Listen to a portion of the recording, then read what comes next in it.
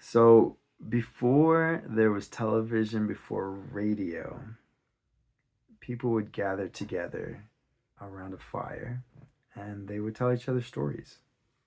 Stories are so ingrained in our lives and our biology and how we learn and pass information on from one to another. I work as a soccer coach for Super Soccer Stars, and I get the opportunity to to teach through story.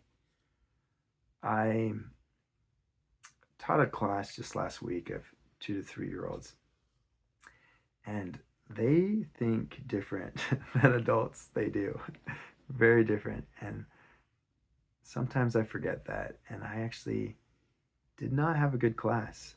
Um, One of my students found these mats and climbed up on the mat. And then before you knew it, all my other students were climbing up on the mats. And then they were going up off the mats and in a circle back onto the mats. And I had a really hard time getting them back into the lesson. And afterwards, I felt very frustrated.